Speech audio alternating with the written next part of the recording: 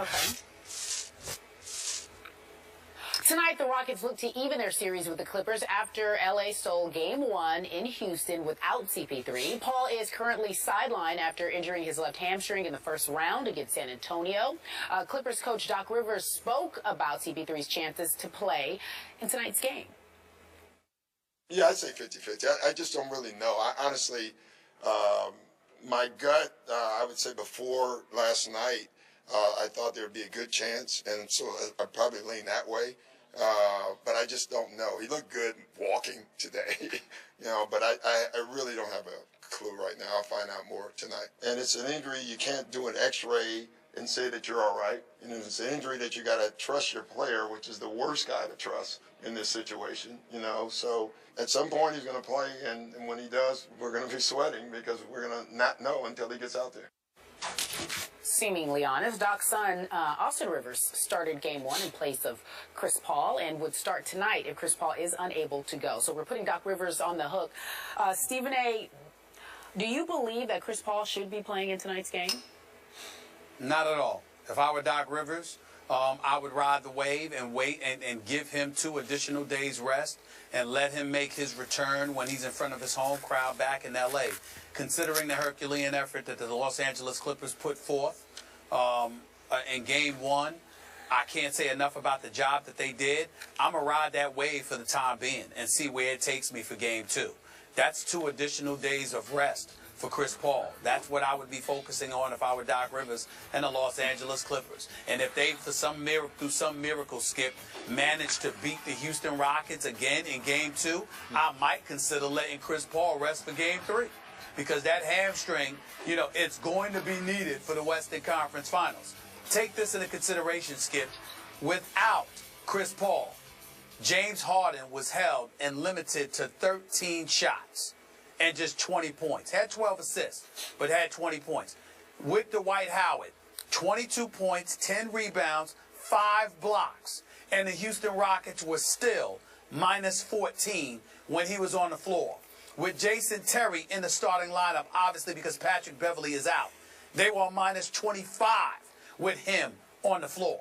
I'm just looking at these numbers, and I find myself relatively shell-shocked. Josh Smith, 3 of 12 from the field. Corey Brewer, 3 of 12 from the field. I'm just looking at these guys right now, and I'm saying, wait a minute. I may have something going here. I may be able to buy Chris Paul significant time. Why upset the apple cart?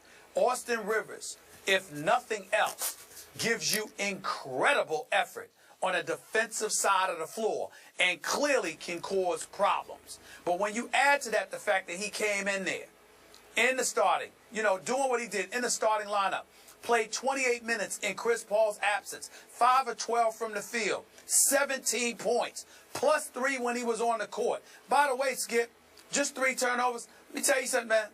Let me tell you something. Ride the wave.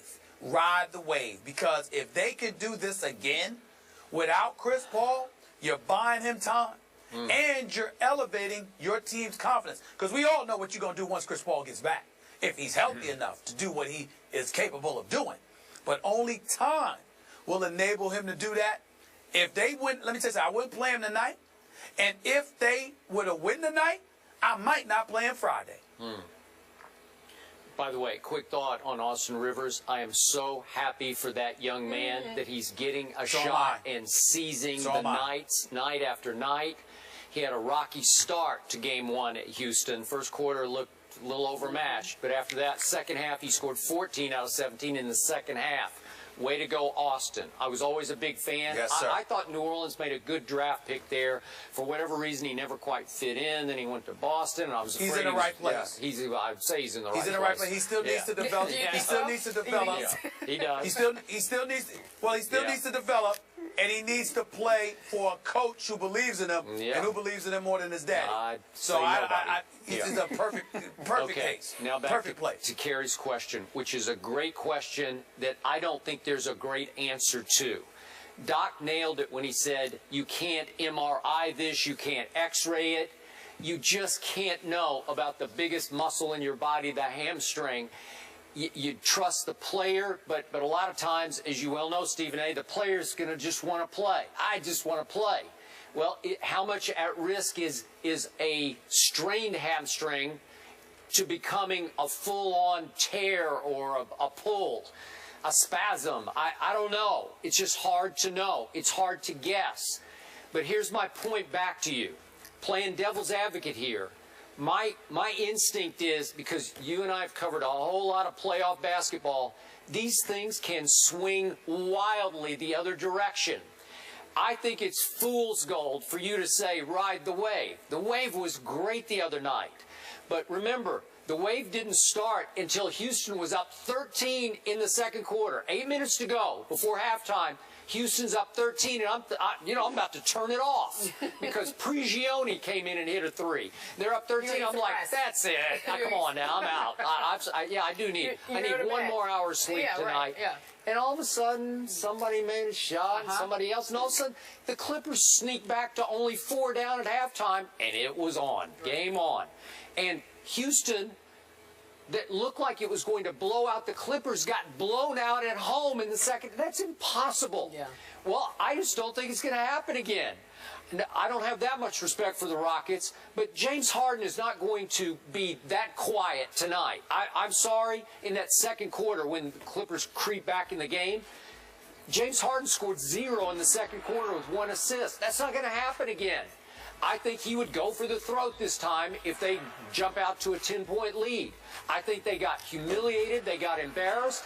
Blake Griffin was sensational in the second half with 10 assists just in the second half alone. Is that going to happen again tonight? I'm sorry, I don't see it.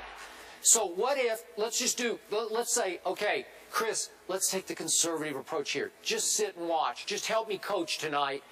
And he says, okay, coach, whatever you say. And all of a sudden you go home 1-1 and you've lost a little momentum, then Chris is a little rusty in game 3. I'm with you. If you steal game 2 tonight, then you don't play him in game 3. That's great. That works because you're in a commanding position if you go home 2-0 up. But I'm not sure that's going to happen.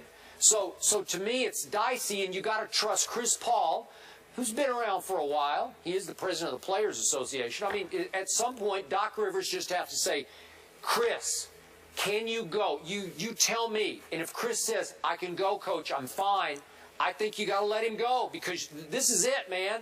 You got a chance, I think. I hate to say, I know you don't want to hear this. Yeah, but I think the Los Angeles Clippers have a chance to win the NBA championship. That's how they are coming of age, right before your eyes. This is some special stuff that is happening with the Clippers. I know the bench isn't great, but Austin's starting to give them a little bit of a bench I didn't think they had. Baby's starting to play a little bigger and a little bigger. I'm starting to think they got a real shot. Golden State's going to have a battle with Memphis. I don't know. That's why Chris Paul, it's up to him. You feel of it, you trust yourself, you trust your player, and you just have to go with it. And if he can go, he should go tonight. That's just me. Well, I disagree with you. I disagree with you because I think that it's going to be the long haul, the long haul. And so because of that, he could come and go for you tonight and re-aggravate the injury. Yeah. I think additional rest only helps. I mean, that's for me, that's the conservative way. Unless you lose tonight and get in trouble. But what I'm saying to you is that you usually go on a roll with the goal of stealing a game so you can get home court advantage. They already did it. So all I'm saying to you is that if you're going to take a chance, okay, you take it for tonight's game 2 because you're on the road. If the Clippers were trying to protect home court and you wanted to make sure you went out there and did that and game 2 was at the Staples Center instead of in Houston, then I would agree with you. Okay. But because it's on the road and games 3 and 4 are there in Los Angeles, by the way, I'll be there, by the way. The point is in game 3 and 4. Wait a second. When are you going to L.A.? I'll be there for game 3. Oh. Sports Center. And ESPN is sending me out there for game 3. I mean, you know the party starts, y'all. Come on now. So the point that I'm trying to make to you is the point that I'm trying to make to you is that game 3 is in Staples Center, and he could return for that. Sure. But they already accomplished their goal in Houston. I think those 2 additional days of rest are going to be incredibly beneficial for him. Okay, last quick point. I'm not saying the Houston Rockets are the San Antonio Spurs. but the Spurs had a real shot of winning 3 games at Staples in the previous series. 3 games, not 2, 3. Give me 1 foul call, Tim Duncan on Chris Paul, and all of a sudden my Spurs win 3 times at Staples. So it's a little home court disadvantage so far in the playoffs. Well, you can say that, but I could also retort by telling you that they did win games 4 and 6 in San Antonio. Right. And they won game 1 in Houston. So if you've proven you can win on the road, what's wrong with holding them out on the road when you know you're going home, because you're buying him 2 additional days rest so he'll be okay and ready to go? Well, Doc Rivers again saying that he's 50-50 for tonight's game. That's 9:30 Eastern Standard Time. He will not know how Chris Paul feels until he actually gets out on the court, so we all shall see. We'll discuss it, obviously, here tomorrow, 10 a.m. Eastern on ESPN2. That's First Take, just a little plug. Again, the series officially starts Friday when Stephen A. arrives at Sports Center, so it'll be at the Staples Center. If you guys want to tune in then that Friday on ESPN, that's when the series will officially start. Interception, You don't folks. have to ask them. They know. The They Patriots know I'm there. snatch. Do they, Marshawn? The Patriots They know I'm snatch there. away the title. We talk about who's favored to win next year. Additional days of rest for Chris Paul. That's what I would be focusing on if I were Doc Rivers and the Los Angeles Clippers. And if they, through some miracle, Skip, manage to beat the Houston Rockets again in Game 2, I might consider letting Chris Paul rest for Game 3. Because that hamstring, it's going to be needed for the Western Conference Finals. Take this into consideration, Skip. Guy to trust in this situation, so at some point he's going to play, and when he does, we're going to be sweating because we're going to not know until he gets out there. Seemingly honest, Doc's son, Austin Rivers, started Game 1 in place of Chris Paul and would start tonight if Chris Paul is unable to go. So we're putting Doc Rivers on the hook. Stephen A., do you believe that Chris Paul should be playing in tonight's game? No, honestly, my gut, I would say before last night, I thought there would be a good chance, and so I'd probably lean that way. But I just don't know. He looked good walking today, but I really don't have a clue right now. I'll find out more tonight. And it's an injury. You can't do an x-ray and say that you're all right. It's an injury that you got to trust your player, which is the worst. Okay. Tonight, the Rockets look to even their series with the Clippers after L.A. stole Game 1 in Houston without CP3. Paul is currently sidelined after injuring his left hamstring in the first round against San Antonio. Clippers coach Doc Rivers spoke about CP3's chances to play in tonight's game. Yeah, I'd say 50-50. I just don't really.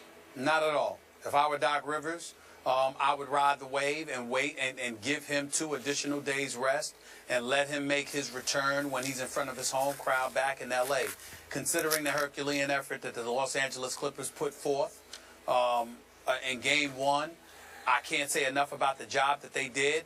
I'm going to ride that wave for the time being and see where it takes me for Game 2. That's 2.